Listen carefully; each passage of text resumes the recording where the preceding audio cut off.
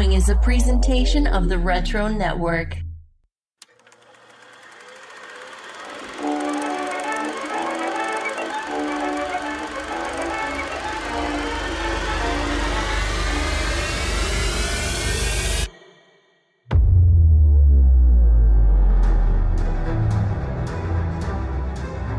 Strap in, movie fans.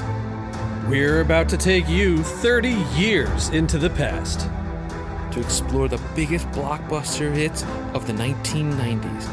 I'm Pete. And I'm Michael. And this is Box Office 30.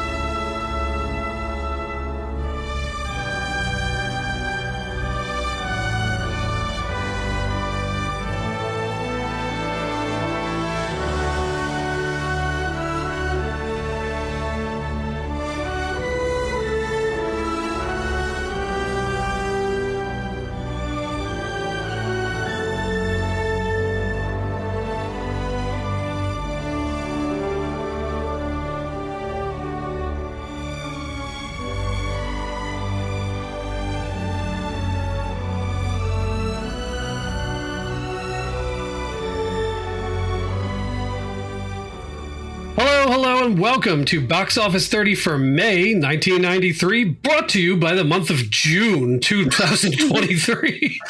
We're still trying to get our act together over here, and the perpetual other act get-togetherer than me is my good buddy and co-host Michael. How you doing, sir? I'm good. How are you? All right. You know, I realized I think we're going to be perpetually like late a month because the software that we use to record the Zencaster has now changed. They've finally decided that COVID's over, and so now they've changed it till we get 120 minutes to record a month. So I realized that like it probably doesn't reset until like July now. So there's a good chance we'll be recording the June episode in July just based on that technical end. Unless maybe I sign in and then we do. There you go. Yep, we double down. Yes. Yeah. We'll find a way around it. The system. Yes. Well, I was just about to say to Michael, I'm kind of losing my voice. So hopefully it holds out here. It was field day at my kid's school today, and I was originally supposed to do morning and afternoon, morning for my younger daughter and afternoon for my older daughter. They sort of split the grades across those times. Mm-hmm. And then with the end of the world here in the Northeast the past week with, what do we call this? Canada Apocalypse 2023? I don't know. It's basically, long story short, is fires up in Nova Scotia, rained hellfire on the tri-state Northeast in particular through New York and New Jersey. We were in like a Fallout game or something. It was like all like brown and orange and yellow hues outside for a day. I actually saw images of Blade Runner 2049 nice, and they were comparing it to that. Yes. 100%. I think that my favorite one I saw was somebody took a picture of an ad in Times Square for Diablo 4, which was like New York, like hell's coming for you, New York, and then like in the background you just see this like brown and orange sky. It was like perfect timing for that ad. But hopefully I won't lose my voice after all this nonsense. But it's so bizarre. So funny enough, and I'll sort of jump this into our new and new to you segment. Okay.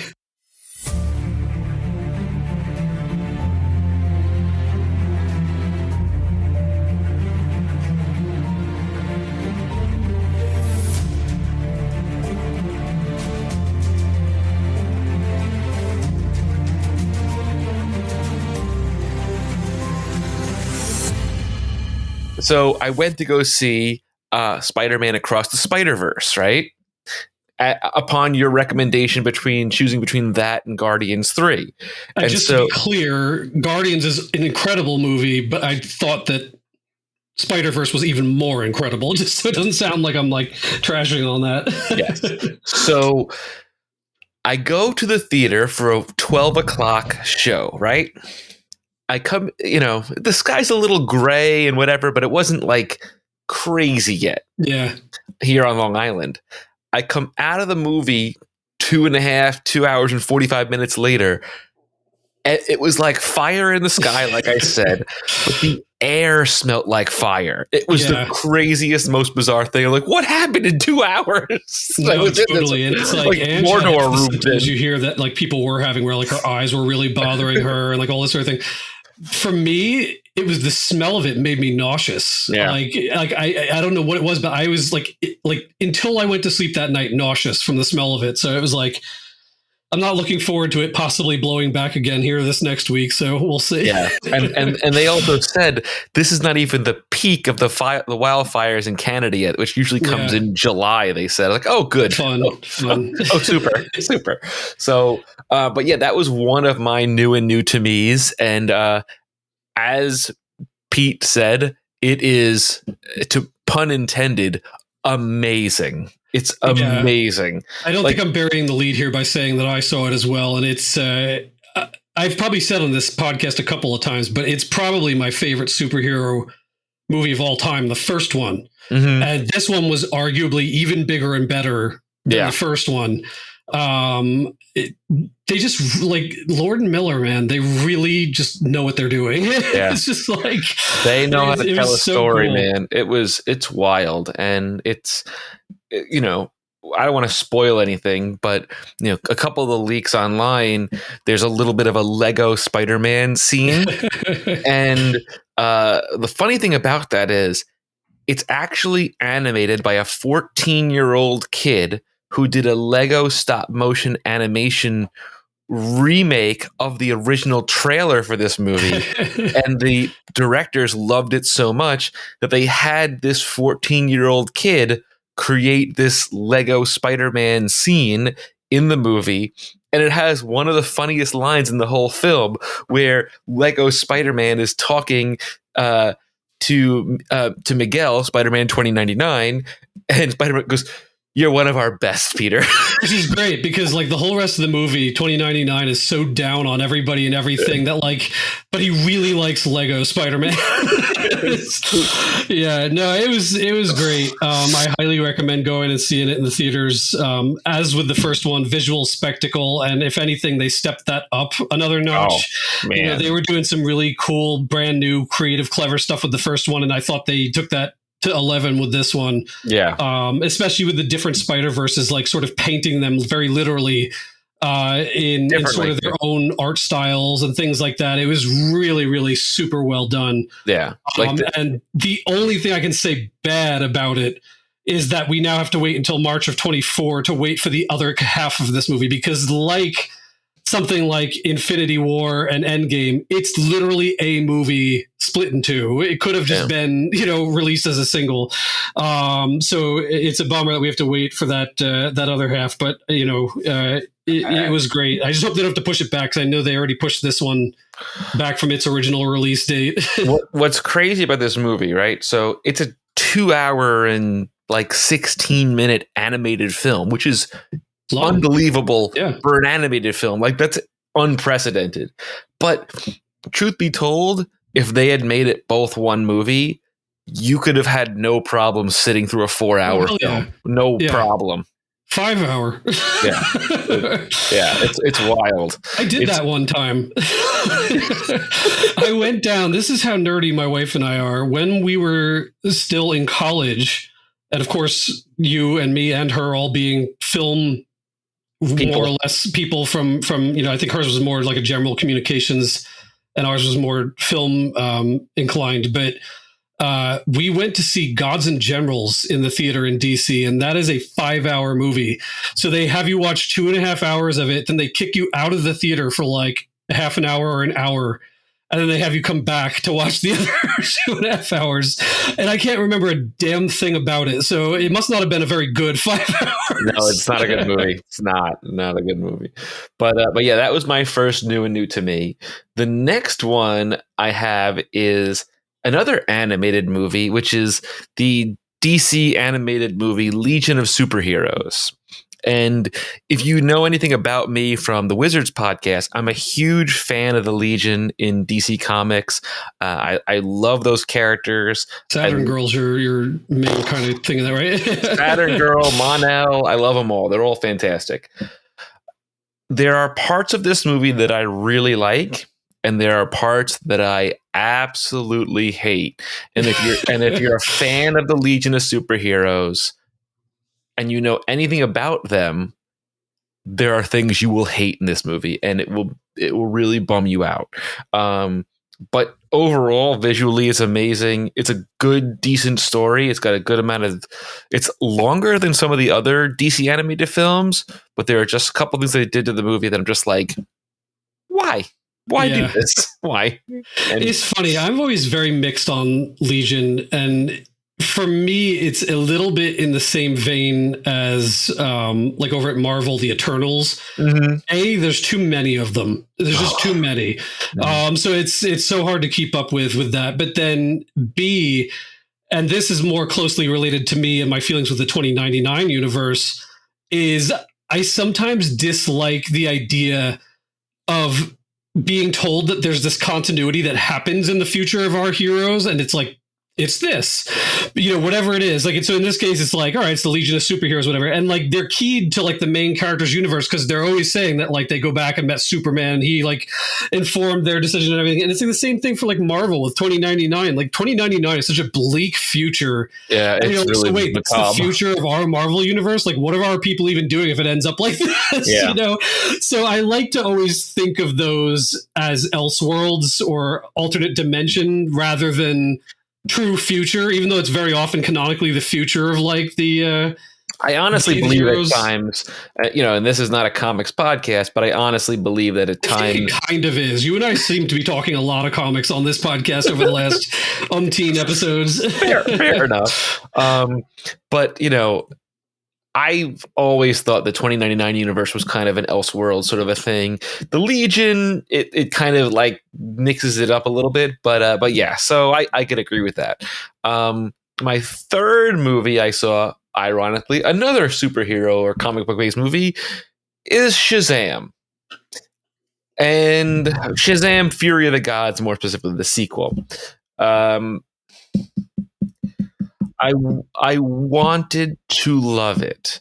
Like, I love Zachary Levi. I think he's fantastic. I'm a big fan of his, but this movie did not know what it wanted to be.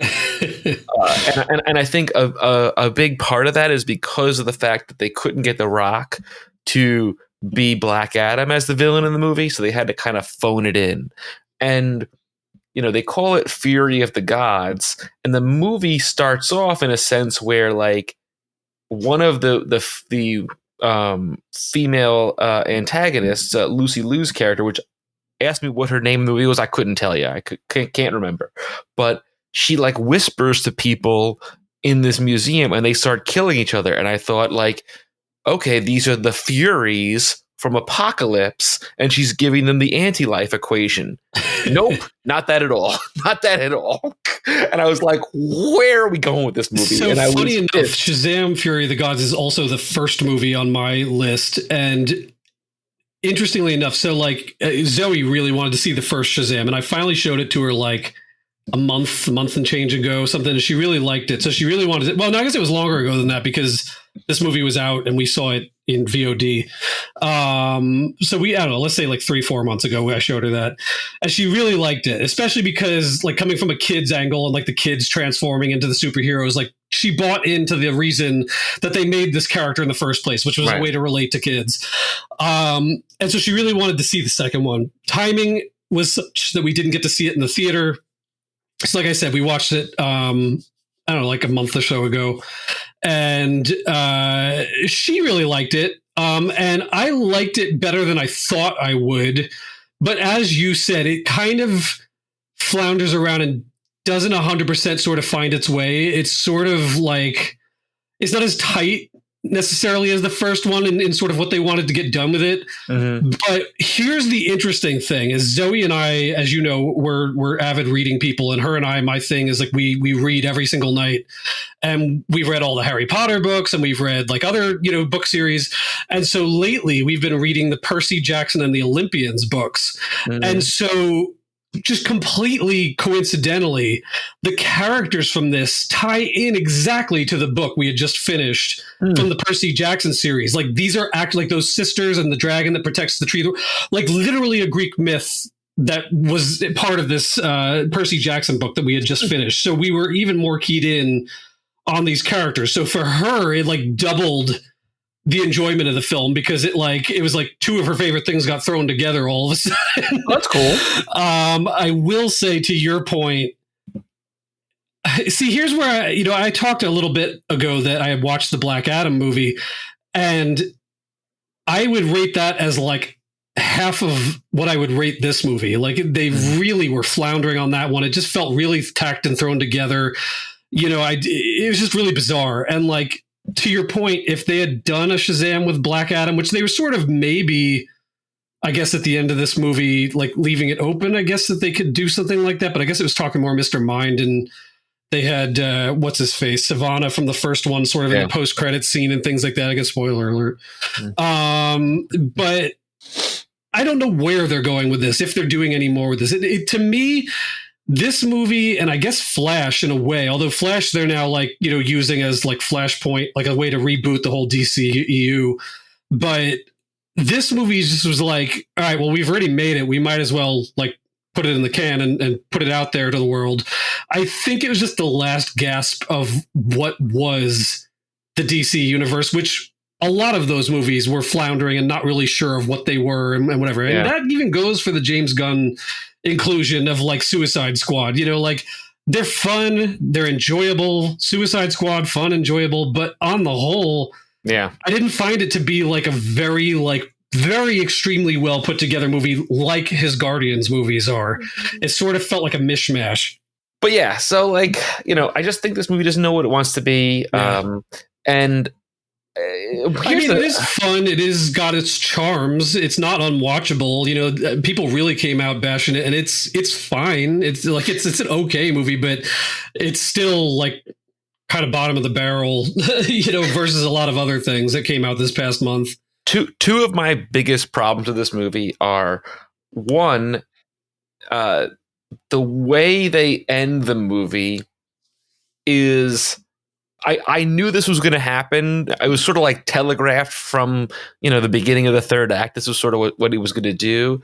But the fact that, Wonder Woman shows up and, does this whole thing. They were kind of like, they were kind of goofing on that the whole movie long.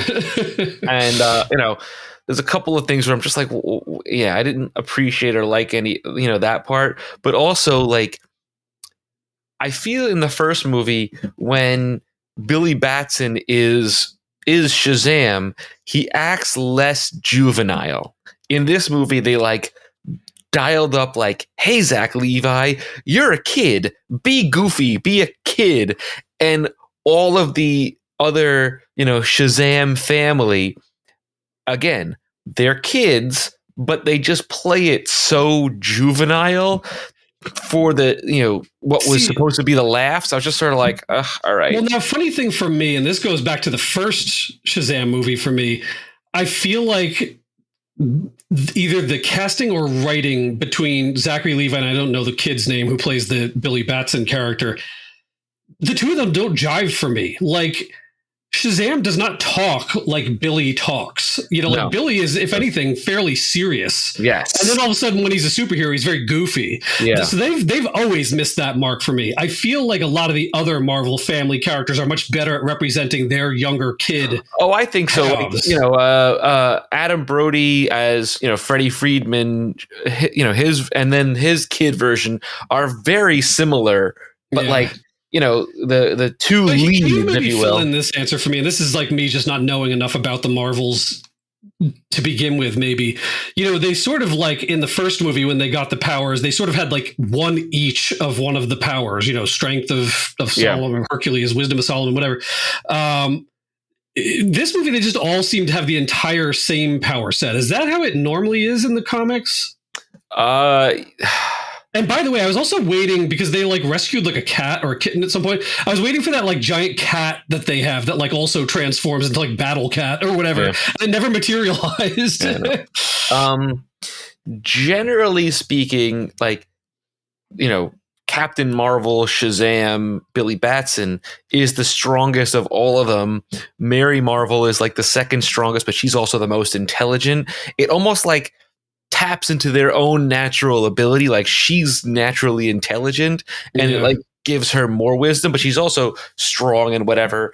The other like ancillary siblings, other than, you know, really Freddy, who's also just slightly watered down from, you know, Captain Marvel, the other three, I think they kind of just have bits and pieces. Like it's supposed to, like, because like Zoe of all the people was the one that made this astute observation. She's like, Daddy, in the first movie, they each had one of his powers. Now they have all of them. Like, when did that happen? And I'm like, I guess off screen. Like I said to her, I was like, you know how like when he first started, he couldn't fly and he had to sort of like learn to do things. I was like, maybe they had to all learn how to do it too. But I was like, it was kind of like weird storytelling for them to all just be able to do everything. Yeah. We're spending way too much time on this movie. It's fine, but it's sort of odd. And yeah, there were certain questions that I had about it that didn't really make sense. And, you know, I feel like they hyped up the fact that they changed Mary Marvel to be the same actress that plays Kid Mary and Marvel Mary, but she's not really a superhero for very long. Her powers get taken away pretty fast. We don't see her all that much in the movie. You know, I don't know. So this is another one that's they said was supposed to originally come out after The Flash, and the reason why their suits are different and things are different was because it was supposed to be because of Flashpoint, and because now it's released before Flash, some of those things don't make sense. I guess. Yeah. Whatever.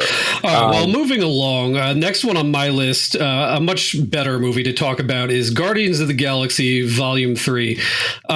This was fantastic. I mean, if there's a downside that I heard anybody sort of speaking about is that you kind of wanted or needed to see the holiday special to explain some parts of why and where they're at now and like why Cosmo's a thing and like the relationship between Peter and Mantis and things like that.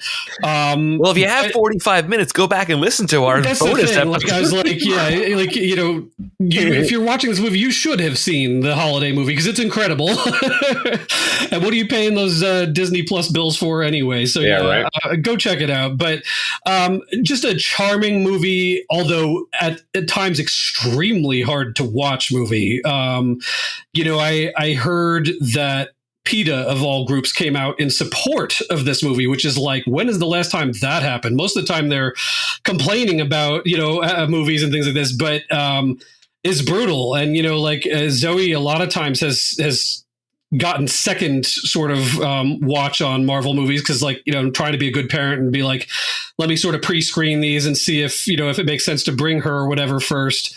And I didn't, based on a gut check with this one, and I'm glad that I didn't because I don't know that I'm going to show it to her because the animal torture, for lack of a better word, is very gruesome. It's very hard to watch. Really? You know, it definitely tugs at your heartstrings, and it's a sad story. It's a really sad story. You know, Rocket in this movie and in the comics has a very tragic, you know, backstory.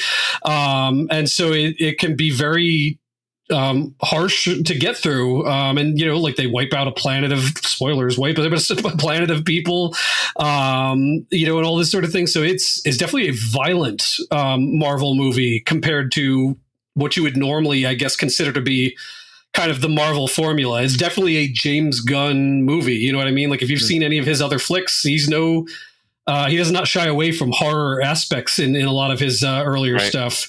And so that's why I'm a little curious to see where he'll go with, you know, riding with the reins of the DC universe. Like, is he going to embrace like the big blue Boy Scout, or is it going to get like doubled down on some of the darkness and violence? I'm really curious, you know?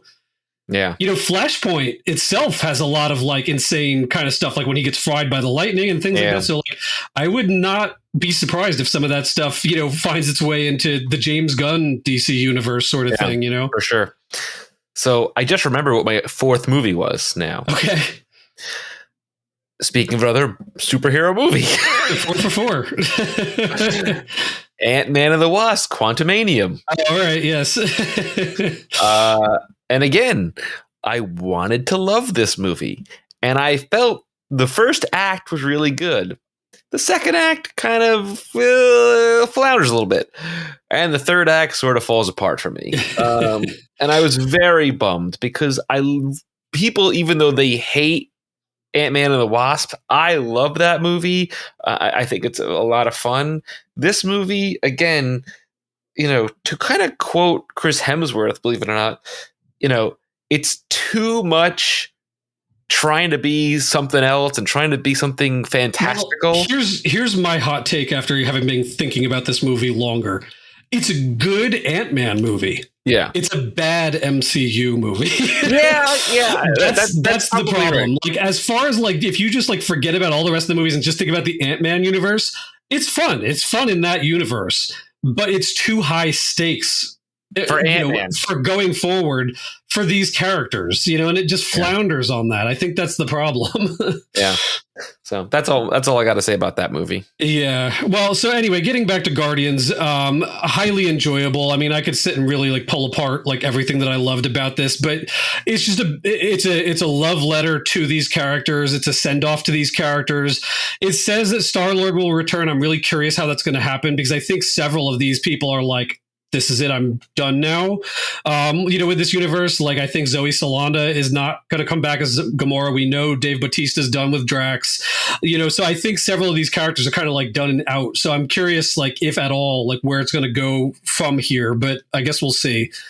Unless maybe he appears in Secret Wars. Maybe, who knows? Yeah, I mean it could just be one-offs, and it's like not necessarily the Guardians anymore. I mean, I thought that the ending was kind of neat with like.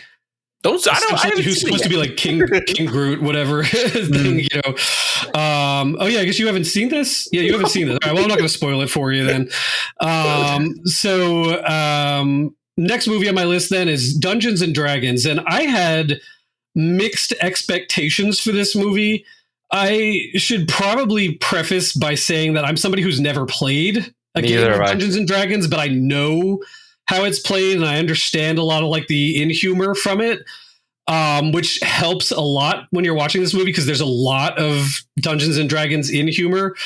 There was a movie years ago. Did it have one of the Wayans brothers in it that was a Dungeons and Dragons movie? They did do a previous D&D movie. I remember that one being terrible. This one is actually pretty damn watchable, and it's purely on the charisma of like Chris Pine and like a bunch of the other actors in this movie. In 2000 there was a Marlon Wayans. Okay, I thought it was one of the Jeremy Irons. Yeah. That movie was god awful. Like it's like known as being god awful, and I remember seeing it and being like, this is terrible.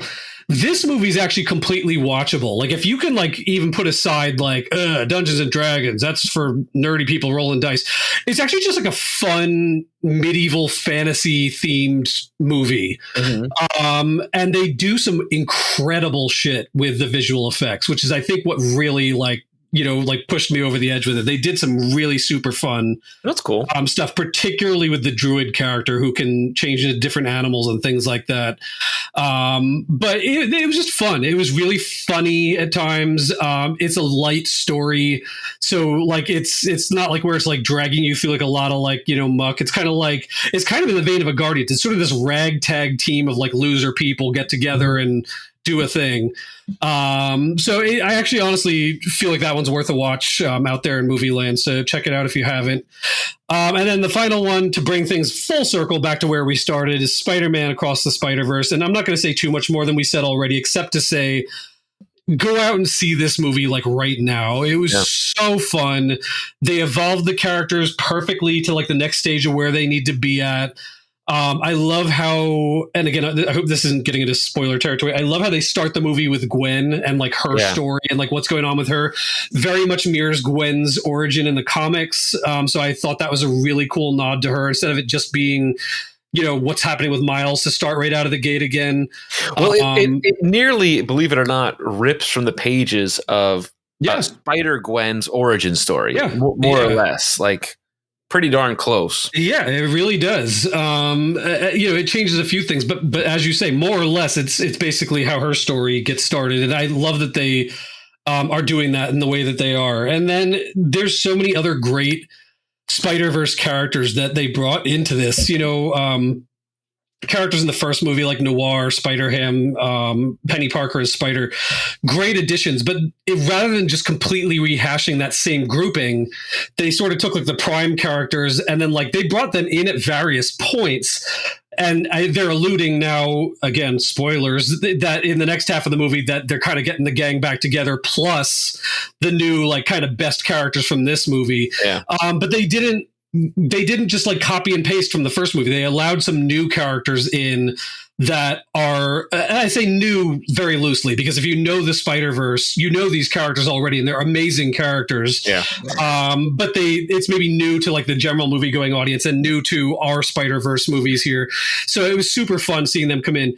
The humor, 10 out of 10. Like they nailed the humor. They nailed the heart of this movie.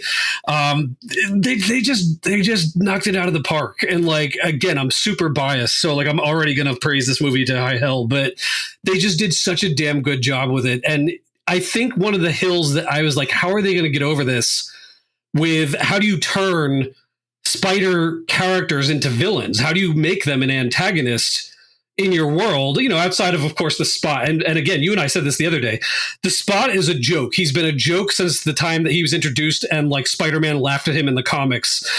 But they found a way to make him so damn badass. Like, it's so cool where the Spot is at the end of the movie from where he's at the beginning of the movie. If anything, they maybe jumped him that a little too quickly, but they did a cool job with him. I can't wait to see where they go further. But past that, it's like, well, how do you turn all these characters against Miles? What could possibly happen that would make these good guys want to be going after one of their own? And they handle it in such a damn good way. Yeah, really terrific one. Perfect homage to what they've built and done with Spider-Verse already. And it explains like, why is 2099 acting this way? And why are these other they have like a super valid reason for why they're acting this way. So it's really cool. So I found zero fault in this movie. I enjoyed the hell out of it. I already said the visuals are like, if they did it brand new, incredible stuff in the first one, which sort of set a brand new bar for me as far as expectations go for any movie, let alone animated movies. And I've seen it like I think the one I've compared to it is of all movies, Puss in Boots. I was like, some of them that are working on Puss in Boots took notes and paid attention to what happened in Spider-Verse and started bringing some of those like animation techniques and things in, and we're mirroring it here. And they just did more with it this time around. Like, I hope this isn't a big spoiler, but I can't get away without mentioning it, is that the different Spider-Verses all have unique art styles. Yeah. And the art styles change and do different things with the characters, and it's so damn cool. And your average person might never even notice it, but like if you sit there and look for it, some of the unique things they do with those changing art styles and the different Spider-Verses that they enter are so damn cool. Like little even nods to things like, there's like one super spoily thing, and I'll mention it to you offline, but like somebody's eye color changes, and it's such a damn subtle thing, but it's like a major hint to like something's not the same or not right or whatever. And it's like, it's cool. And it's like, oh, that's awesome. So, forget listening to this podcast. Stop what you're doing. Leave work. Your kids can fend for themselves. Go see this movie now. Here's what's funny about this, see it with you. Like I gauge how great a movie is when it's over, and I say to myself, you know what? I want to go back and watch this again. I would have happily bought a ticket and walked right back in. Like I was saying to my wife, because I took Zoe to see this. She's like, why don't you? Usually her and I, like I said, kind of pre-screen these things, but I was like, this will be fine for Zoe. So I was like, she's like, why don't you take Zoe? I want her to come with me and just go again, because I really want to see it again. Yeah. And my gauge for the movies that like always are like the 11 out of 10 on my charts is how often would you watch this? And the first Spider-Verse movie, I watched for like 6-7 times that year that it came out. Yeah. This one's going to be no exception. As soon as it hits VOD, I'll be watching this again and again. I loved it. So I cannot wait. The only bummer, like I said, is that you got to wait for the other half because it is literally they get to a point in the story and they've told a conclusive enough first half, but it leaves you like, no, come on. Like, like I got to wait a year. It's similar to like Back to the Future Part 2. It like leaves you on a cliffhanger, just like, I got to wait how long? Yeah. But those are our new to us. And if you... we actually have this section has gotten longer and longer over time. It really has. So enjoyable. So I wanted to mention this, and you sort of joked about it at the beginning of the episode that this is the May episode coming to you in July, June. Well, maybe July. Let's see how quickly I edit it. Believe it or not, some people have reached out to me over the last week and a half and said, "Hey, where's your May episode? It's been like 6 weeks since I'm like, I don't know, man." They do exist. Well, listen out there, that makes my heart feel good because I think one of the things Mike and I have in the back of our minds struggled with is anybody listening to this thing? And like, we definitely know a few people out there that are. So if you're listening to this thing, let us know, like, just drop us a line, just say, hi, thank you for the occasional podcast. I listen to every 1 in 10, like whatever. That'll make our lives feel so much better. That's what's going to be the fuel to keep us going, folks. We do this so we can hang out and have a good time chatting with each other, but it helps to know that like people are actually listening to it out there. Yeah, believe it or not, like 3 or 4 people reached out and said, "Hey, where's your May episode?" I was like, "Oh, we're working on it." And so to fill everybody in, so basically the end of May got a little crazy. Pete went away on vacation. I was finishing. I went away on vacation right after I'll put it out there because I've been telling everybody. From April through the end of May, at my job, I'm a photographer for a university. I had a investiture ceremony for the new president that came in. I had a ton of end of year events, and then I had commencement. So at the end of that month and a half time period, I kid you not, I had 18,000 new photos to be working with. So yeah, I had no podcasting time whatsoever. And then he went away with his family. Then unfortunately, I had a death in the family, and so kind of messed up that week and such. And so we've been we apologize again for another late episode. We really are trying. Like, believe me. We want to do this podcast because, like, for Mike and I, it's like we talk outside of this, of course, but it's like our monthly 2-hour hangout time. So it's like, we want to get this out there in the world. So more are coming. Yes. But just bear with us. We're going to try and get this thing back on a normal schedule. Yeah. So that said, how about we dive in for our Box Office 30 segment for May 1993.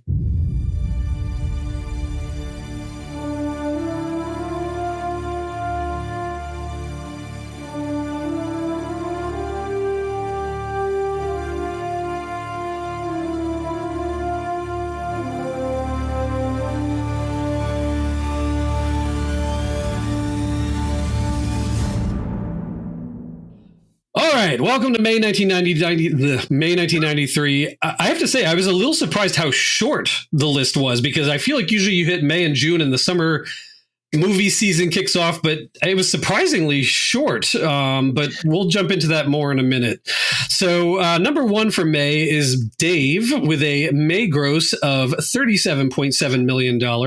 I'm shocked. I'm shocked that was the top movie of the month. I guess because, the other... It's a quieter month a little bit as far as where the money gets distributed to, because there's still movies from April that are doing well. Yeah. Number 2 spot is Dragon, the Bruce Lee story with 27.7 million. And in the number 3 spot is Indecent Proposal with 26.5 million in earnings. So we were just talking about you listeners. I'm going to call you out. Thank you to the, again, 4 people who voted to our listener poll this month. I don't know how we went from 95 voters in a month to 4, but thank you 4. And I'm hoping it was the exact same 4 people, because that would really make my day. I know it wasn't you. I know it wasn't my wife. So I don't know who you 4 are, but thank you. I appreciate you. I see you. I love you. Please keep voting. So, the results, though, we have Super Mario Brothers and Dave tied at 0%. Wah, wah. Dragon, the Bruce Lee story, had 25%, and Cliffhanger, with then 3 votes, which I did the math wrong on last time somehow, had 75% of our vote, which is our featured movie this month. So I think that turned out probably as good as it could have for these movies. I mean, Dave's an enjoyable movie. Super Mario is so bad it's good, so bad it's good, it's bad it's awful, something, I think. Something in there, especially now that it's been outshone by its new animated predecessor. But let's dive into it. So because we didn't get a chance to talk about them, number 1 on the list, Dave, funny movie. I remember more of this movie being advertised than watching the actual movie itself as a kid. I don't know why that is.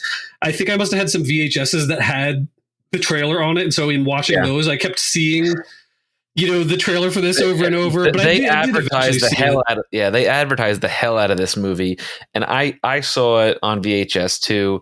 And basically, the story is Kevin Kline plays 2 roles in the movie. One is the president of the United States, who I think slips into a coma or has some sort of like, an aneurysm or something like that. And they find a guy that looks just like him. And they have him impersonate the president and, impersonate, even, with the first lady and the whole thing and yada, yada, yada. And he's like a totally different personality than the president who was in a coma. And long story short, drama ensues and, chaos unfolds and so on and so forth. It's a fine movie. I don't know if it would have been great for a podcast. I don't think people really would care to hear about us talk about Dave. Well, clearly they don't, because they got 0% of the... So then number 2 at Dragon, the Bruce Lee story, is another... I loved this movie. I saw this movie twice in the theaters. I loved this film so very much.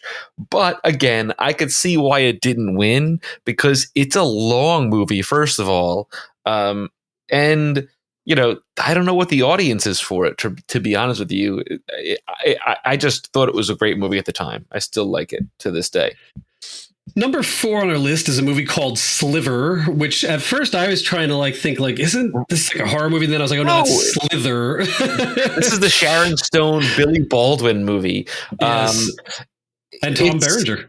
Tom Berenger, yes. Arguably, some might almost consider this in a way either the prequel or sequel to Basic Instinct, because they're so similar in their narrative. This is almost more provocative than Basic Instinct in a lot of ways. Again, not a great movie. Remember seeing it on HBO eventually when it came. Skinamax. Yeah, more or less. It's a fine movie. It's pretty cheesy at times, and it's the lesser of the Baldwins, if you will. But it's okay. Then our featured movie of the month is Cliffhanger, which had a May gross of $20,458,000 and a total gross of $84.049 million. Yeah, that rounds to 0. We'll call it 84. With a May 28th release. So this is really like a Memorial Day weekend release, and it still did pretty good numbers for the end of May, if you will. 20 million in a couple of days. Yeah. It did pretty darn well to all find its way all the way up to number 5. Now, so number 6. Oh, question. I'll save it for when we do the recap of it. Go ahead. Okay. So number 6 on our list, we did the first part of this movie, a movie that I love, is near and dear to my heart, and I may have even seen it before the first movie, Hot Shots Part 2. Stop it. It's the sequel. I had to come. Yes. I also love that this movie set off a trend of calling things part deux, including I love the 90s, like naming like their second version of their series part deux. Again, Topper Harley and gang fighting Saddam Hussein, brilliant movies, love them to death. Turns out really hard to review on a podcast, so I'm glad that we didn't add this to the list this time around, but can't let it go without a nod because I loved this movie as a kid and still do. Just super, super fun. So the next one on the list is number 7 is a movie called The Posse. I've never, ever heard of this movie, ever. Nothing. Yeah, I don't know this one either, but I'll read through it. In 1898 Cuba, 5 buffalo soldiers find a gold cache, desert. Oh, I get it. They deserted. It's written weird. Desert and return to America while they help defend a black town from the KKK, all while trying to avoid capture by lawmen and military authorities alike. Yeah, I don't know. I just this movie does not pop onto my radar at all. Does not ring a bell.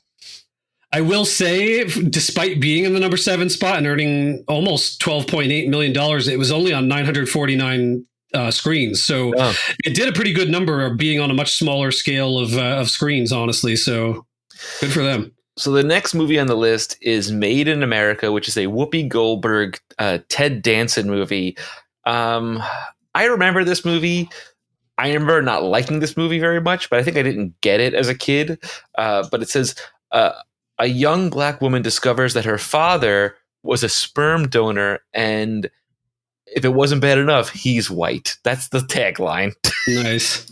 I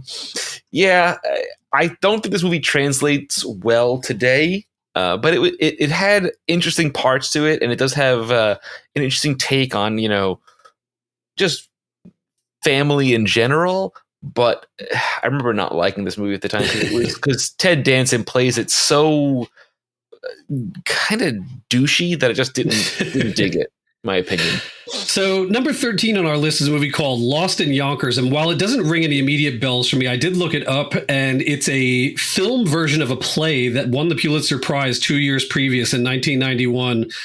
Stars Richard Dreyfuss and Mercedes Ruehl, I guess. I don't really know anything about it outside of the fact that it's apparently, taking place in the Bronx and Yonkers and things like that, and has Richard Dreyfuss. Okay.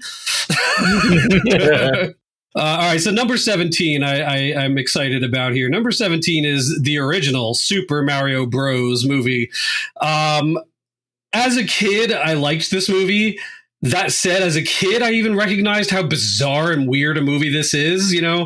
I suppose if you go look at, Super Mario on a whole, it's kind of a weird game, like plumber and turtles and flying clouds and all 9 yards. But this movie was at times almost unrecognizable, even in the Super Mario Brothers universe, because they had this like de-evolution thing, and they had like, what is it called? Like old New York or new New York is like under New York. You have to get to it through like a dimension. Yeah. I don't know. It was some weird choices, but they also included some fun stuff like Princess Daisy, which, she becomes like a much bigger deal character in Mario universe on a whole and things like that.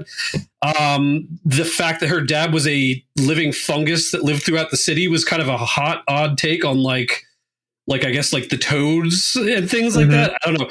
Sort of bizarre. I really would love to watch a documentary on like how this movie was made and like what the thinking was behind it, because it really took some like bizarre liberties with an already interesting and bizarre property. But it sort of has like a cult following, and you've got Luigi Mario and Mario, which was like another odd choice, and Bob Hoskins, John Leguizamo.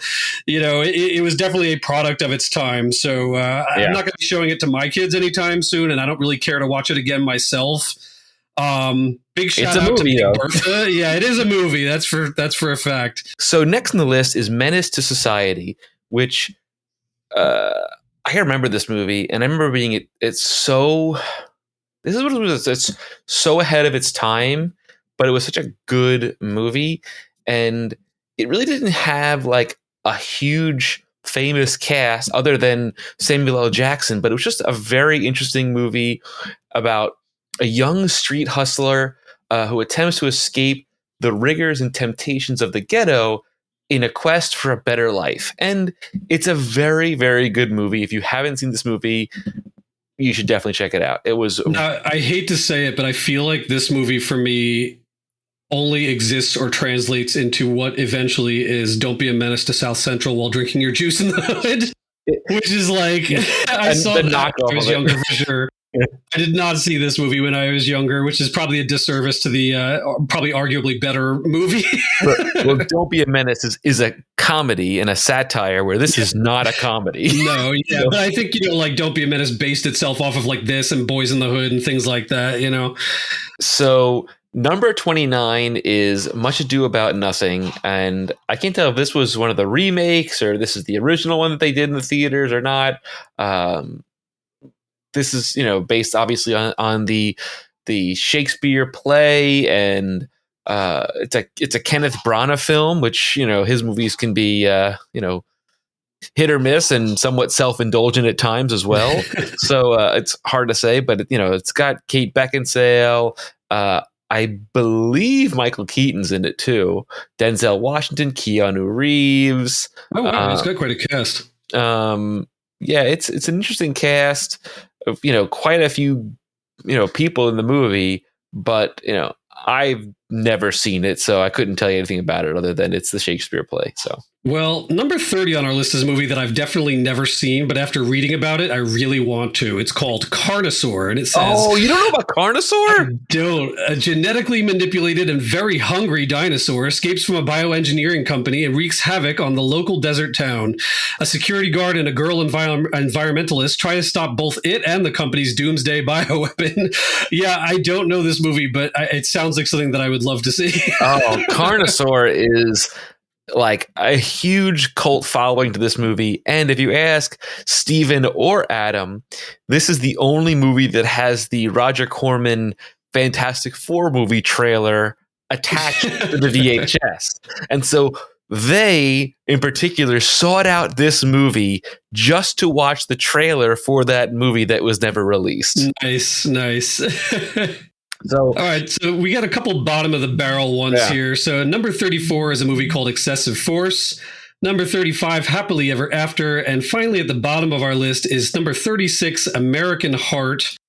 This says an ex-convict is tracked down by his estranged teenage son, and the pair try to build a relationship and life together in Seattle, making this essentially our not Miramax movie of the month. There's actually no Miramax movie on the list. There isn't. Oh, yeah. So overall, like I said, shorter list and surprisingly lacking in some more quality movies. But good news is that there's some better stuff coming up next month. So let's dive in on our review of Cliffhanger.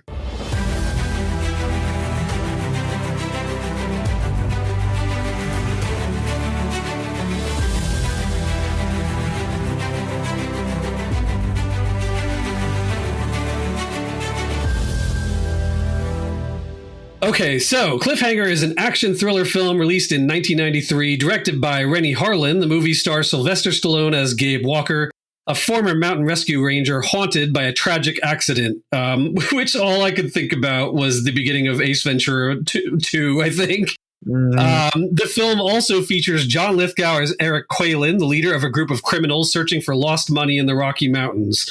The plot revolves around Gabe Walker, who's drawn back into a perilous situation when he crosses paths with Quaylen and his gang. After an intense opening sequence, which sets the tone for the movie's thrilling action, Gabe finds himself in a race against time to outsmart the criminals and save innocent lives.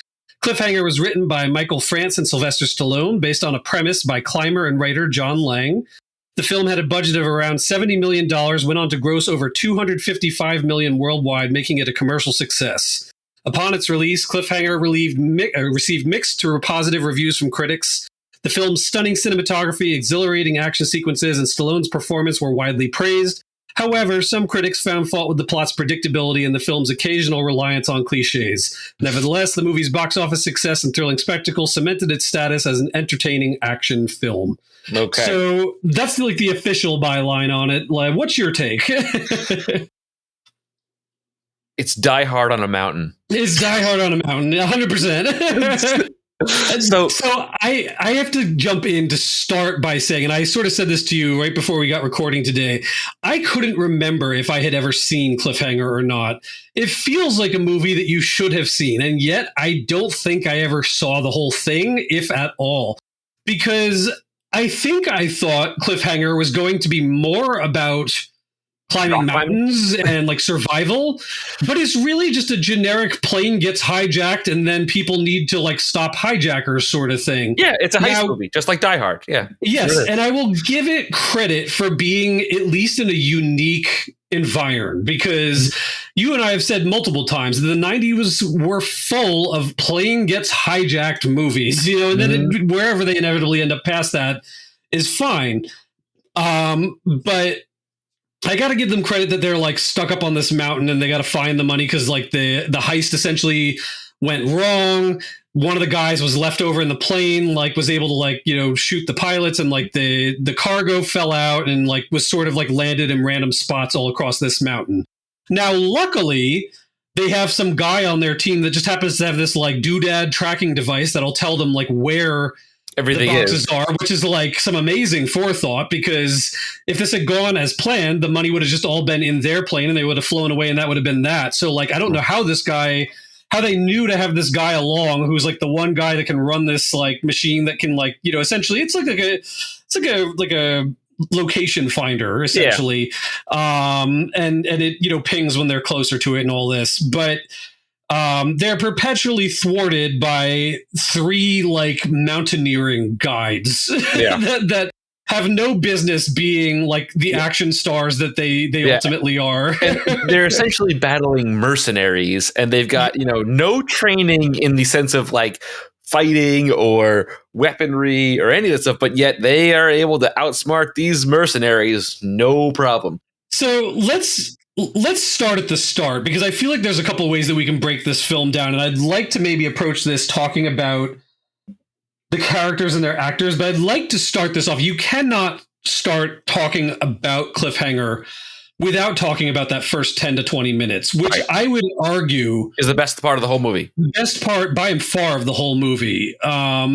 Thrilling, heartbreaking, really high octane, really get your heart beating, even though you know what's coming. So, and like I said, like in my head, I can now forever never separate this from the opening of Ace Ventura with him dropping the raccoon. Yes. For those who have somehow not seen and don't know what the opening to Cliffhanger is, essentially our guy Gabe is tasked.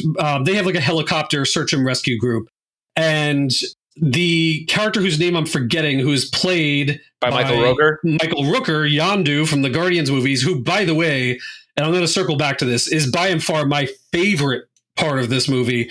Brought some inexperienced climber up on a tower of rocks that he shouldn't have. Right. And now they need to get helicoptered off. In doing so, the harness that she's in midway across, when she's like essentially like they get like a carabiner and they're like wenching her across the way, breaks, and she's hanging by her strap, and Gabe goes out and tries to grab her, and he grabs her by the arm just as she falls, but he can't hold on, and she plummets 4,000 feet to her death. And it's tragic. It's a heartbreaking start to the movie, and it essentially pits Michael Rooker's character against Gabe.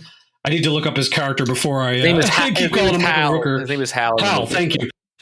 Before pits Hal against Gabe, because it's also Hal's girlfriend in real, like in like the story, and he feels that he should have gone back out and tried to get her, and like Gabe jumped, and shouldn't have gone out, and whatever the case was, it breaks Gabe. He leaves the service. He doesn't want to be a part of it.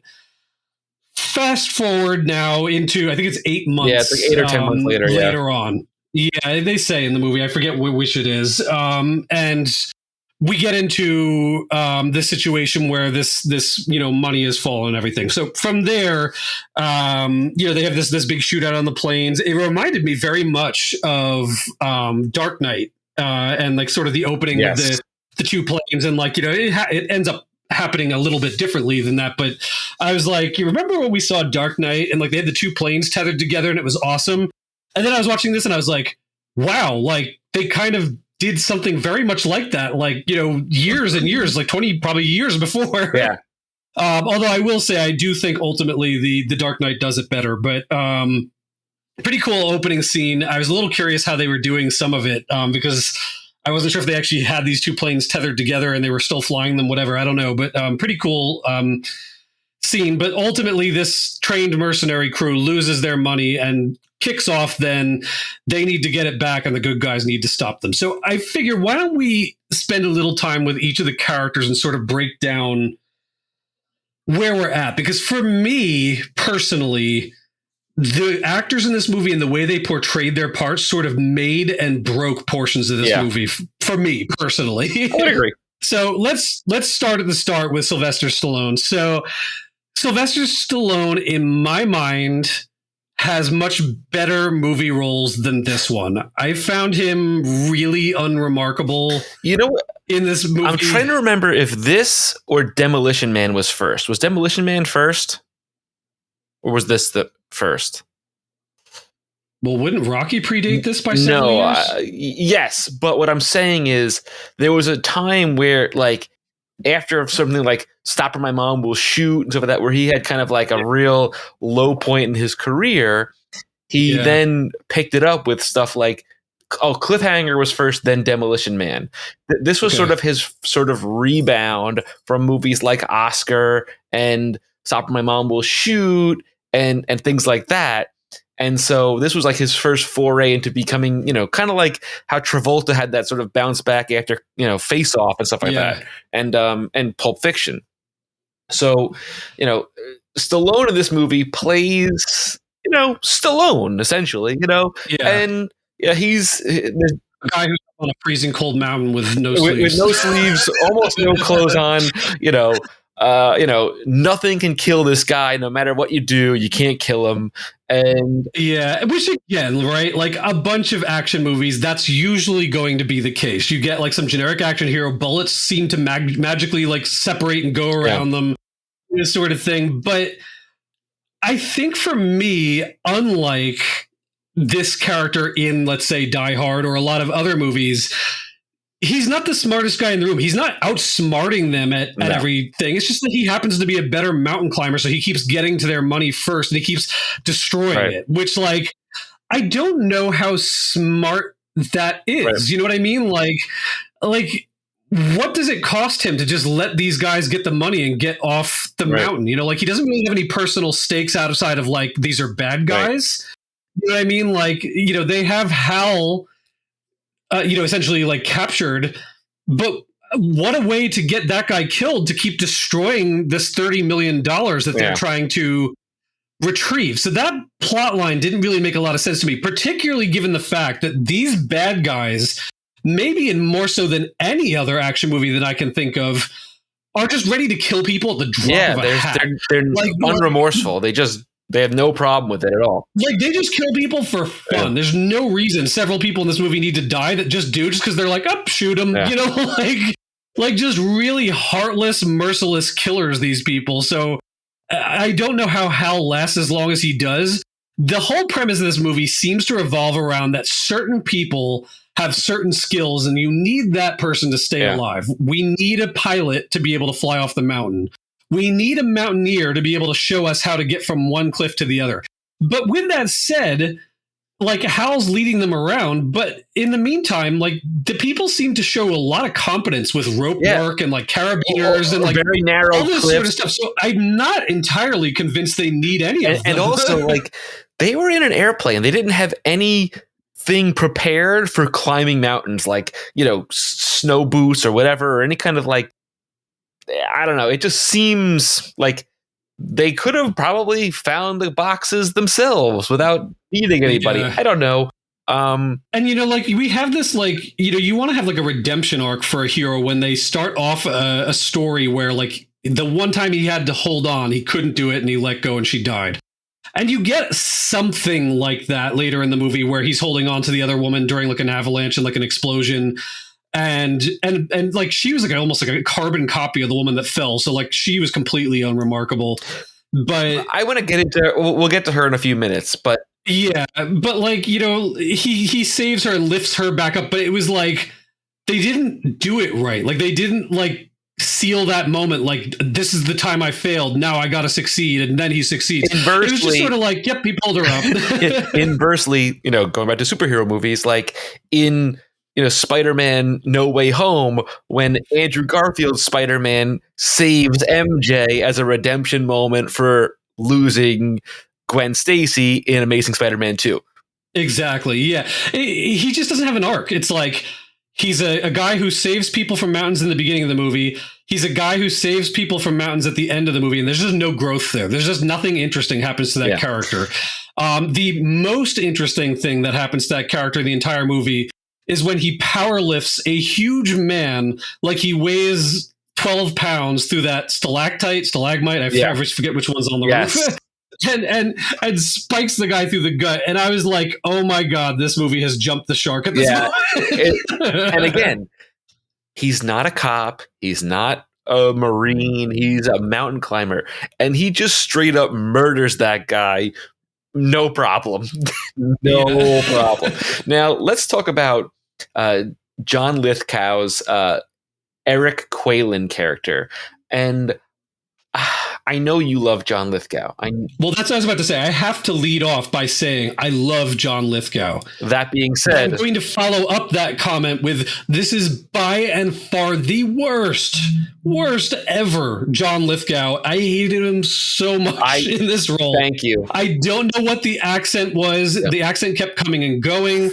I can't place it in the world. If he said bastard one more time, I was going to throw something at the TV because I was like, there's an A sound in there, buddy. Like not a hard O, like you bastard. He kept, and I'm like, what accent is that? Yeah, no, I hate this character so much. I hated it as a kid. It was so bad. I hated it as a kid. It was so bad. It's cliche, one-dimensional bad guy with a weird European accent, I would call it. I don't know if he was told that that's how he had to act it, or if that was his choice. If it was his choice, his cool points have dropped for me forever because it was so poorly conceived. I'm having a hard time in a bunch of the movies you and I have seen trying to think of a bad guy that was more poorly done and played than this one was. It's the worst. And that's saying something because we've had some clunkers, It's the worst. And the weird thing about it is everybody else in the movie calls Sylvester Stallone Gabe. Yeah. Eric Quaylen only calls him Walker. And he talks about him with such like reverence and anger as if this guy has been his arch enemy forever. Like Gabe, Stallone's character and Lithgow's character have been going at it forever, and they just, it's so ridiculous. Well, the perfect example of it is the end of the movie where he's got his, I guess, what are you going to call her, girlfriend? Yeah. I don't know, whatever, held captive in the helicopter. And he wants him to send the money up. He holds all the cards. He's got a gun to the woman. He's got the helicopter. He holds all the cards except for the money. And he completely gives the power of that away just because Gabe's like, why don't you go put her down over there? So he drops her off. He's not wanting to give him the money. He tethers the helicopter to the thing. Somehow the helicopter's not able to pull this very simple thing out of this side of the hill, and it starts ending up in this ridiculous crash. And the guy goes full on lunatic, which he's already done several times. He's killed members of his own crew just for the sake of thwart things for no reason. He killed his own girlfriend in the movie. By the way, the woman that he killed is Moira from Hook. Yes. I was looking at her and I'm like, who is that? I know that. So she went from playing the mom on Hook to being the villain. And she was much better played character. I liked her character. And a bunch of the mercenary characters are much better played. His is so far gone past over the top that it goes into just a cartoonish territory. And that fight that they have on the helicopter hanging off the cliff where he's like, come on, you're staying with me now. It's just it's just so bad. It's so bad. Yeah. It's so bad. Yeah, no, I this is my most hated John Lithgow role probably ever. It's horrible. And he's horrible in that character. I despise it beyond. And I've seen him play other villains and they've been damn good. Yeah. This one was just utter trash. If you compare this John Lithgow to the Trinity Killer in Dexter. That's such a better villain. Like, you can't. It's like, how is this the same actor? It's so unbelievable. Yeah. It's horrible. But now I want to go into Janine Turner's character of Jessie, who is the helicopter rescue team person and Walker's like on again, off again girlfriend. And honestly, I know you have mixed feelings about her. I love her. But she just doesn't do anything the whole movie. I know. She's got nothing to do the whole movie. She's getting ready to go like help the other people, somehow talks Gabe into helping. And then any scene where he's just like, something dangerous is about to happen, run. She just runs. There's nothing interesting about her. She's so dead, and she looks like the woman who dies in the beginning of the movie. So like the two of them are like almost completely interchangeable. It is a little confusing. They do have a similar look to them, other than Janine Turner has very short hair. But like, I don't know what it was, but as a kid, between her being in this movie and in Northern Exposure, I had the biggest crush on her as a kid. I loved her. This is one of those things where I wish they gave her more to do. Like, there was... it's maybe less on her and more just on the movie and like what that character is, but it's just a pointless character. Yeah. She offers nothing besides being the love interest, somebody that gets captured at the end. And maybe that, like, you know, because I think there's already enough stakes for Gabe to try and help Hal, you know, get out of there. She offers nothing. She does nothing that's helpful, you know? I also don't feel that her and Stallone have great chemistry together. Like, I don't really. I just feel like she's tacked on. She like, you know, like any scene where like him and her are doing anything, it's like there's no chemistry because there's nothing for them to have chemistry over. Yeah. You know what I mean? Like, so funny enough, this is our sort of along for the ride. This is our second Rennie Harlan film. Our first one one is Die Hard 2. Oh, all right. So that explains some things. Yes, at least. That's what I was going to say. So like, and that's one of the things that bummed me out. I'm like, I forgot it's a Rennie Harlan film, because he was one of those guys, kind of like a Mick G or Brett Ratner, who they just kept giving movies to for a while, even though his movies were generally pretty bad. And yet he made a bunch of movies and they made a bunch of money. And I don't understand why, because, you know, Die Hard 2 is one of the weakest in the franchise. You know, this movie is mediocre, you know, but then he's got other ones. I mean, like, it's watchable, and like a lot of people remember this movie very fondly. So like, I'm not going to take that away, but like, I don't know, like the word I had in my head, because I always seem to, when I'm watching these movies, end up with a single word in my brain. And this one was generic. Mm-hmm.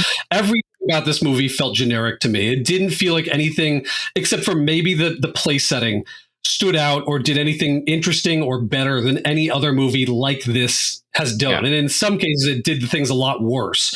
Like I said, the only really, truly cool and interesting thing is the setting, but we don't even really get to see them doing a lot of true mountaineering work. There's only a few scenes where they're sort of like on a rope, dangling off a hill, got to run and leap and grab something. You know, I was sort of thinking there'd be like a lot more of that, but it really doesn't end up focusing so much on that as you might think it would. I honestly feel like this movie would have been better if it's more like a K2 kind of a movie where they're trapped on a mountain and they have to, you know, survive to get off it. And that's what I sort of thought this movie was. I don't know why I thought it was something different, but yeah. But I don't want to get too far away from characters without talking about Michael Rooker, because for me, he's the best part of the movie. He was the star of this movie for me. Yeah, and it was fun because, you know, you're used to seeing him in like the role of Yondu these days. I couldn't tell you how many times I've seen him in roles previous to that where he was like, I think he's in Mallrats. Like, is probably one of the first movies I saw him in. He plays the father who's running the like the thing at the mall. Mm-hmm. But even in this, because that's Mallrats is 96, so it's a couple of years after this movie, he looks so young in this movie. It was really funny. But like the character of Hal takes maybe the most chances and does some of the most interesting things that happen in this movie, like whether it's like stealing the radio and trying to run away. You know, they've always got him at gunpoint. Like, he's constantly, you know, putting his life on the line to try and like thwart what these people are doing. Yeah. And he gets into like that big fist fight with the guy on top of the hill, and like he gets knocked over the ledge, and you're like, oh, this is it for him. And he manages to grab his little like boot knife, and like he gets the shotgun, and like all of his stuff was much more fun. I wish he was the main character of this movie, because I really found what he was doing as somebody who was trapped by the enemies to be much more interesting than what Gabe was doing, to just be like climbing around the hill and burning money with very little stakes. You know, I would agree. I just thought he did a really damn good job acting his part. You know, where I found this to be a little bit more of a generic performance from Stallone, a non-performance from the female character, a terrible performance from John Lithgow. I thought that he was like the shining star, you know? So I got to give him credit where credit was due. I thought he was very, very good in that. No, I agree. And, you know, really to round out the cast, we've already sort of mentioned the female antagonist who I really liked her in this movie. She's, you know, almost more menacing. And then John Lithgow just kills her for no apparent reason, even though like this is his, you know, love interest in the movie. It makes no sense other than, oh, by the way, plot twist, I can fly helicopters too, pal. Like, where did that come from?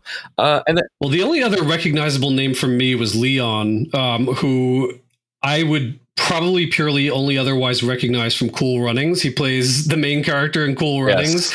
And wow, what a very different character he plays. Yeah, very much so. In this movie. And I, you know, again, it was an interesting enough fight scene between him and Stallone down in the caves, but he played the character a little too over the top for my liking, with like the no bullets, bitch. like you know, lines like that. So I don't know, it was a little bit silly. The fact that he was carrying around an Uzi the whole time, I think in the 90s there was no more quintessential gun that in like the nows seems like such a goofy and laughable looking little weapon as the Uzi. The Uzi was huge in the 90s, where, you know, now it's more, you know, more large scale machine guns. But yeah, like that was just, I mean, listen, he's fine for the movie. It's okay. The only other real character that we really see in the movie is Frank, played by Ralph Waite, who's basically the helicopter pilot for the rescue crew. And sadly, once the story gets kicked off, you know, poor Frank's going to get killed. And sure enough, he gets killed in the most, you know, like generic way possible. And, you know, it's sort of like another throwaway character. Most of the characters, like you said. So speaking of throwaway characters, how about the two like surfer dude skydivers? Was that the weirdest inclusion in this movie? It's almost like they felt they didn't have enough characters in the movie, and so therefore they needed to inject these two like, whoa, dude, let's go take some gnarly dive off the cliff, man. Like, you know, like two guys.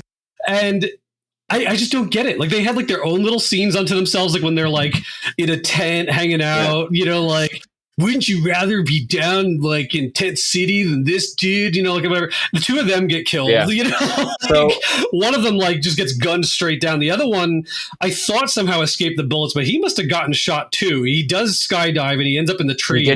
I couldn't tell if he got injured by the tree or if he did get shot. No, he got shot in the back as he was jumping. But yeah, so those two guys, it's almost as if Rennie Harlan was trying to create like a spin-off for these two guys. It somehow stemmed out of like Point Break or something, for God's sake. It makes no sense. They're again, throwaway characters.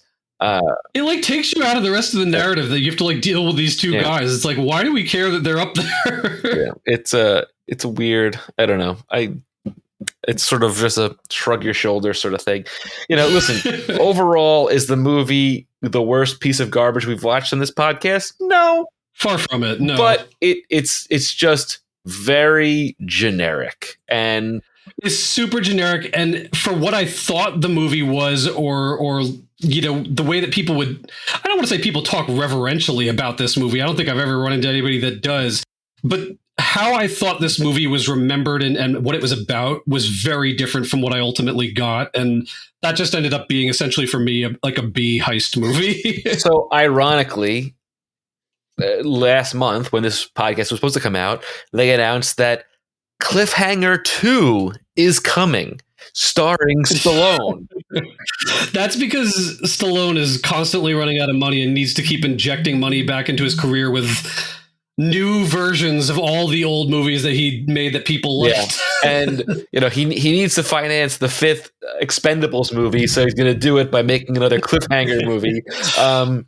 And basically, they've said that Rennie Harlan will not return as director. They'll have a different director, Rick Roman Woff, who directed Angel in Heaven. Angel Has Fallen and Greenland, which I really like. Greenland. Those are both pretty decent movies, actually. Gerard Butler movies, and we'll see. We'll see how it goes. I hope they don't make it another heist movie and they make it more like something actually happens in the movie. But who knows? Yeah, I think it'd be more fun to watch like a mountaineering survival sort of movie than just generic heist. I just can't see 75-year-old Stallone climbing mountains. Just can't see. Maybe he'll be the old guy that flies the helicopter. This time we get Gerard Butler to be the Gabe character. Could you imagine? I would watch that. I would watch that too. Oh boy. All right, so we have our movies for June, which is going to be being polled in June here. So I'll run like a 5-day-ish poll on it. I only picked 2 movies, and there's other movies that we could have added to this list, but they're just never going to get voted above these 2. And I don't think even one of these is going to get voted above the other when I list them. So our 2 movie picks for you guys for this month are going to be Last Action Hero, which actually is a fun movie, although maybe one of the worst of Schwarzenegger's movies, and Jurassic Park. I don't know how we get a vote with this without it being Jurassic Park. So I only included those 2. We'll see what we get. And maybe there's some big Last Action Hero fans out there, but we'll throw it up for you guys to vote, and we'll see what we get. All right, Michael, tell them how they get a hold of us. So you can go to our social medias, and you can go to the Twitters at Box Office 30, as well as Facebook, Box Office 30. On Instagram, it's Box Office THIRTY. You can also go to our boxoffice30.com website to listen to a bunch of back episodes and our lack of bios and profiles that we've been talking about for over a year now to do. But it's there, so you can check stuff out. You can also check us out through the Retro Network as well, because there's tons of content there. You can go to our TeePublic store and get some merch. Mostly it's just me and Pete buying stuff for ourselves for our own podcast, but it's there if you want stuff. And please, like I said, hit us up on our social medias. Let us know what you think of the show. If you have any ideas or recommendations or any kind of things we could talk about. Also, I do want to thank a few strangers out there who actually have given us some 5-star reviews over on iTunes, Apple. So, wherever you listen to podcasts, if you can rank and rate, please give us a couple stars. It helps get the word out there. Let your friends know if you think that there's an episode they might like. And honestly, please do reach out to us. We'd love to know if you're out there in listener land and enjoying the show, or if you want something different, let us know that too. We can maybe change things up. Do you want to do the pop quiz, the movie quiz situation here? Do you have the cards nearby? I have those cards here somewhere. Should we do action because it was an action movie month? That makes sense to me. Here we go. All right, so for those who don't know, we were kindly gifted by Jason of the Retro Network a while back the Big Movie Quiz, which is like a Trivial Pursuit sort of thing. It's a bunch of cards, and we tend to go through 3 cards, 6 questions, and see how many Michael can get in a given week. So let's see how you do this time. I think this first one's going to be pretty easy. Which 1991 film features the line "Hasta la vista, baby"? Terminator 2, Judgment Day. There we go. All right, so 1 for 1. Which former footballer starred in Lock, Stock, and Two Smoking Barrels? Footballer being a soccer player. Correct. Oh, a former football player? He's been in other movies now since, too. This might be hard. It can't be Jude Law. No. It's the big guy. He was also in the X-Men movies. He played Juggernaut. Yes. What is his name? I don't know his name, but I know the guy. I just don't know the name. You know the guy, Vinnie Jones. We'll give you partial credit on that one. We'll give you a 1.5. In what film did Keanu Reeves play a federal agent called Johnny Utah? I just mentioned Point Break. Yep. The better of the 2 Point Breaks. Yes. Which actress starred as the titular character in the 2014 film Lucy? Scarlett Johansson. Yep. All right, here's another movie we brought up here this evening. Who directed The Dark Knight? Christopher Nolan. And by the way, it's The Dark Knight Rises with the airplane scene, by the way, sir. Correct. Yeah. All right. Thank you. Yes. Yeah. The heist. It's the heist in the beginning of Dark Knight. Which 2004 film featured Denzel Washington and Dakota Fanning? Love this movie. Oh, Man on Fire. Amazing movie. Yes. They're making a sequel to that too now. They just announced. Are they? Yeah, that was a really, really good movie. I've, for years, wanted Ange to watch that with me, and we have never gotten around to doing it. So maybe that's a good reminder to put that on. That movie is incredible. And on top of that, the score for that movie, the soundtrack is just phenomenal. Oh, what a beautiful film. Yes. So, as we mentioned, you can go to our social medias. Like I said, Box Office 30 on Twitter and Facebook, Box Office THIRTY on Instagram, and the website. As always, we want to thank Jason and Mickey of the Retro Network for giving us a platform and being patient with us and appreciating us and, just loving us in general. They're wonderful people. They make a great platform for the Retro Network and giving us a place to talk and, spend 2 hours, more or less every month to talk about stuff. So, thank you again. And, listen, my daughter just flushed the toilet. There you go. There you go. But listen, so, thanks everybody for listening. We really appreciate you. We'll see you soon. Bye, friends.